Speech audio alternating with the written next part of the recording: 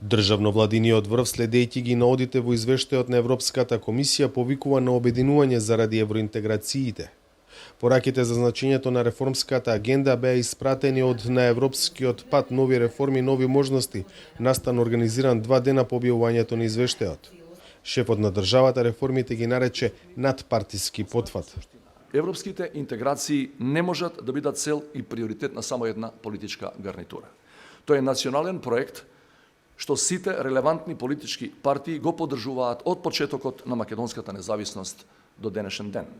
Затоа апелирам до сите политички фактори, како од власта, така од опозицијата, конструктивно да се вклучат во процесот и да придонесат за негово непречено одвивање. Како надпартиски потфат, европските реформи можат да ни помогнат да ги вратиме општото добро и јавниот интерес во центарот на политичкиот дискурс и практика.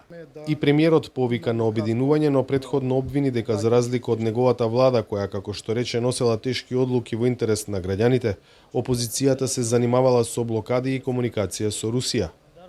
Декларативно се за Европската унија, а прават се тоа да не се случи. Само за тоа се борат, изјави Ковачевски. Овој извештај исто така нотира, многу јасно, дека во оваа држава има два концепти од друг аспект. Еден концепт, на чие чело што сум јас, кој што предлага реформски закони, кој што предлага мерки за заштита на стандардот на граѓаните, кој што деноноќно работи на обезбедување на енергија, топлинска енергија, ресурси за производство на енергија. И втор концепт, кој што ги блокира 2 години сите закони во собранието. Ако можам да разберам еден дел од таа опозиција која што цел ден е на телефон со Русија, вториот дел не можам да го разберам.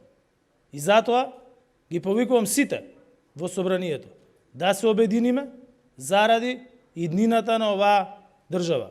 Поумерен настап имаше шефот на дипломатијата кој го спомна искуството на Хрватска во процесот на пристапување. Евроинтеграциите не биле дел од дневната политика. Ние мора или на лидерска средба, или во некаков друг формат да си дадеме рака едни на други. Дека за сите теми ќе продолжиме да се надпреваруваме, кој е подобар. Оваа тема мора да постигнеме консензус доколку сакаме да станеме членка на Европската унија. Нема друг начин.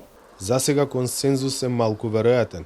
Северна Македонија, која е во процес на скрининг за да напредува во наредните фази од пристапувањето, отворање на преговарачките поглавја, треба да ги вметне бугарите во уставот, што според сегашниот распред на силите предвидува и поддршка од опозицијата, која пак јасно кажа дека е против вакви уставни измени. За Гласот на Америка, од Скопје, Владимир Мирчевски.